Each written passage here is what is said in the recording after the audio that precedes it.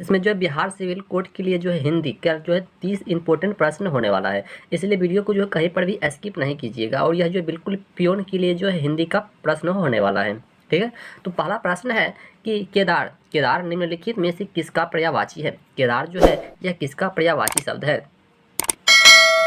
केदार जो है ये किसका पर्यायवाची शब्द है। देखो केदार यानी कि यह जो है महेश का पर्यायवाची शब्द है, ठीक है। ये किसका पर्यायवाची शब्द है, यह जो है महेश का पर्यायवाची शब्द है। इस प्रश्न का बिल्कुल सही जवाब जो ऑप्शन नंबर सी हो जाएगा, महेश का। चलिए अगला प्रश्न है कि निम्नलिखित में से स्वर्ण का अपर्यायवाची इंगित करें। यानी कि निम्नलिखित में से स्वर्ण का अपर्यायवाची शब्द को जो है इंगित करना है, अपर्यायवाची शब्द को जो है इंगित करना है। देखो ये किकिन किकिन क्या हो जाएगा, इस प्रश्न का बिल्कुल सही जवाब जो है ये किकिन हो जाएगा, ठीक है। स्वर्ण का अपर्यायवाची शब्द जो है ये किकिन हो जाएगा। यदि आपको किसी भी प्रश्न में किसी भी प्रकार का डाउट हो तो जो हमसे कमेंट के माध्यम से पूछ सकते हैं, या तो टेलीग्राम तथा व्हाट्सएप ग्रुप का लिंक जो है वीडियो के डिस्क्रिप्शन में दिया गया है, वहाँ से भी जुड़कर हमसे संपर्क कर सकते हैं, ठीक है। तो अगला प्रश्न है कि किस लेखक लेखिका को उसकी केवल एक ही रचना ने उसे हिंदी कथा साहित्य के इतिहास में अमर कर दिया है। किस लेखक लेखिका को उसकी केवल एक ही रचना ने उसे हिंदी कथा साहित्य के इतिहास में अमर कर दिया है, बताइए। देखो ये चंद्रधर शर्मा गुलेरी क्या हो जाएगा, चंद्रधर शर्मा गुलेरी। इस प्रश्न का बिल्कुल सही जवाब जो ऑप्शन नंबर बी हो जाएगा। चलिए अगला प्रश्न है कि आज जन्म में कौन सा समास है। आज जन्म में जो है ये कौन सा समास है, आज जन्म में कौन सा समास है। देखो आज जन्म में जो है यह अव्ययभाव समास है। क्या है ये, अव्ययभाव समास है। इस प्रश्न का बिल्कुल सही जवाब जो है ऑप्शन नंबर ए हो जाएगा। चलिए अगला प्रश्न है कि तुलसी कृत में जो है कौन सा समास है। तुलसी कृत में जो है ये कौन सा समास है। तुलसी कृत में जो है ये कौन सा समास है। तुलसी कृत में जो है कौन सा समास है। देखो तुलसी कृत में जो है ये तत्पुरुष समास है। क्या है, यह जो है तत्पुरुष समास है। इस प्रश्न का बिल्कुल सही जवाब ऑप्शन बी हो जाएगा। चलिए अगला प्रश्न है कि निम्नलिखित में से मेघ का पर्यायवाची इंगित करे। यानी कि मेघ का पर्यायवाची शब्द जो है ये क्या होगा। मेघ का पर्यायवाची शब्द जो है ये क्या होगा। देखो मेघ का पर्यायवाची शब्द जो है यहाँ पर ऑप्शन के अनुसार जो है यह पयोद हो जाएगा। क्या हो जाएगा, ये पयोद हो जाएगा। इस प्रश्न का बिल्कुल सही जवाब जो है ऑप्शन सी हो जाएगा, पयोद। चलिए अगला प्रश्न है कि मैं कुछ लिख दिया है, मैं किस संबंधी अशुद्धि है। मैं कुछ लिख दिया है, मैं जो है किस संबंधी अशुद्धि दिया गया है। देखो यहाँ पर कारक दिया गया है अशुद्धि। इस प्रश्न का बिल्कुल सही जवाब ऑप्शन डी हो जाएगा, कारक। देखो यह प्रश्न है जो है बिल्कुल प्योन के लिए प्रश्न है। चलिए अगला प्रश्न है कि पाप काटना मुहावरों का अर्थ क्या है। पाप काटना मुहावरों का अर्थ जो है ये क्या है। देखो पाप काटना मुहावरों का अर्थ हो जाएगा पीछा छूटना। क्या हो जाएगा, पीछा छूटना। पाप काटना मुहावरों का अर्थ होता है ये पीछा छूटना। चलिए अगला प्रश्न है कि कनक कनक ते सुगुनी मद कता अधिकाय ये खाए बोड़ाए नर में पाए बोड़ाए में कौन सा जो है अलंकार है। इसमें जो है कौन सा अलंकार दिया गया है। देखो इसमें जो है यमक अलंकार दिया गया है। कौन सा अलंकार है, इसमें जो है यमक अलंकार है।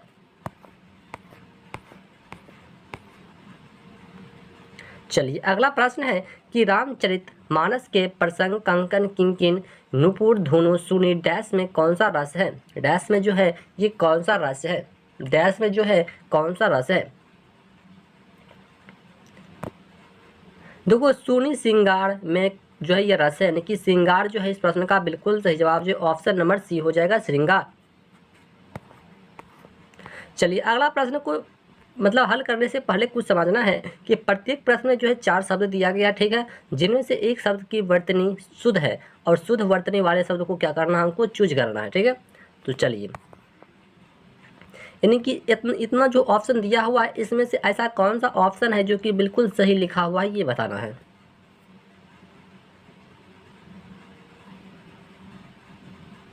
देखो यहाँ पर शुश्रूषा की बात कर रहा है, तो शुश्रूषा जो यहाँ पर ऑप्शन नंबर सी में जो है बिल्कुल सही लिखा हुआ है। ठीक है, शुश्रूषा जो है यहाँ ऑप्शन नंबर सी में जो है बिल्कुल सही लिखा हुआ है। चलिए अगला फिर वही प्रश्न है कि शुद्ध वर्तनी वाले शब्द का चयन करना है, यानी कि इसमें से ऐसा कौन सा स्पेलिंग है जो कोई वह बिल्कुल क्या है, सही लिखा हुआ है। देखो यहाँ पर ईसा की बात कर रहा है, तो यहाँ पर ईसा जो है बिल्कुल ऑप्शन नंबर ए जो है बिल्कुल सही लिखा हुआ है, ईसा। ठीक है, चलिए अगला प्रश्न भी वही प्रश्न है, जल्दी से बताइए कि शुद्ध वर्तनी वाले शब्द का जो चयन करना है।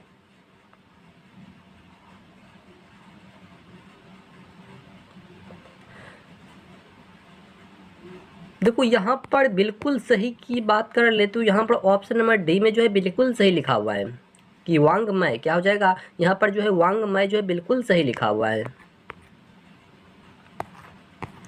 चलिए अगला प्रश्न है कि शिक्षक का बहुवचन क्या होगा, यानी कि शिक्षक का बहुवचन जो है ये क्या होने वाला है। देखो शिक्षक का बहुवचन जो होता है ये शिक्षिकाएं होती है, क्या होती है, ये जो शिक्षिकाएं होती है। इस प्रश्न का बिल्कुल सही जवाब ऑप्शन सी हो जाएगा, शिक्षिकाएं। चलिए अगला प्रश्न है कि किस शब्द का प्रयोग सदा बहुवचन में होता है, किस शब्द का प्रयोग जो है ये हमेशा बहुवचन में होता है। देखो किस शब्द का प्रयोग बहुवचन में होता है। देखो प्राण, प्राण का मतलब प्रयोग जो है ये हमेशा बहुवचन में होता है। इस प्रश्न का बिल्कुल सही जवाब ऑप्शन नंबर बी हो जाएगा, प्राण। चलिए अगला प्रश्न है कि किस शब्द का प्रयोग, किस शब्द का प्रयोग सदा बहुवचन में होता है, किस शब्द का प्रयोग है जो कि सदा बहुवचन में होता है। देखो दर्शन, दर्शन का प्रयोग जो है ये हमेशा बहुवचन में होता है, दर्शन का प्रयोग जो है ये हमेशा बहुवचन में होता है। चलिए अगला प्रश्न है कि अध्यक्ष, अध्यक्ष शब्द का स्त्रीलिंग रूप जो है ये क्या है, अध्यक्ष शब्द का स्त्रीलिंग रूप जो है ये क्या है। देखो अध्यक्ष शब्द का स्त्रीलिंग रूप जो है ये अध्यक्षा हो जाएगा, क्या हो जाएगा, ये अध्यक्षा हो जाएगा। इस प्रश्न का बिल्कुल सही जवाब ऑप्शन ए हो जाएगा, अध्यक्षा। चलिए अगला प्रश्न को हल करने से पहले कुछ फिर समझना है कि निम्नलिखित मुहावरों के सही अर्थ बताने के लिए 4 विकल्प दिया गया है। ठीक है, उसके बाद प्रत्येक प्रश्न के लिए उपयुक्त अर्थ वाला विकल्प चुनना है। ठीक है, यानी कि मुहावरों का अर्थ वाला विकल्प चुनना है। ठीक है, 18 से 19 तक है। चलिए मुहावरा है प्रश्न, तो बताइए कि कान कतरना, कान कतरना का मुहावरा क्या हो जाएगा, कान कतरना का मुहावरा जो है ये क्या हो जाएगा। देखो कान कतरना का मुहावरा जो है ये बहुत अधिक चालाक होना, क्या हो जाएगा, बहुत अधिक जो है ये चालाक होना। इस प्रश्न का बिल्कुल सही जवाब जो है ऑप्शन नंबर डी हो जाएगा कि बहुत अधिक चालाक होना। कान कतरना मुहावरों का अर्थ जो है ये बहुत अधिक चालाक होना। चलिए अगला प्रश्न भी वही प्रश्न है, बताना है मुहावरा कि कुत्तों की मौत मारना, कुत्तों की मौत मारना का अर्थ जो है ये क्या होता है। कुत्तों की मौत मारना मुहावरों का अर्थ क्या है। देखो ये बुरी मौत मारना क्या हो जाएगा, यहाँ पर जो है बिल्कुल सही जवाब जो ऑप्शन नंबर ए हो जाएगा, बुरी मौत मारना। कुत्तों की मौत मारना यहाँ पर जो है ये हो जाएगा बुरी मौत मारना। चलिए अगला प्रश्न को फिर से समझने के लिए दिया गया है कि 20 से 21 तक प्रश्न है कि निम्नलिखित प्रश्नों में से 4 विकल्प दिया गया है, इसमें से एक वाक्य सही है और सही वाक्य का जो है चयन करना है। ठीक है, देखो इसी तरह का प्रश्न जो आपको एग्जाम में भी देखने को मिलेगा। चलिए तो प्रश्न है कि वह तो गया किंतु वह उसकी पुस्तक नहीं ले गया, वह तो गया किंतु वह उसकी पुस्तक जो है नहीं ले गया है।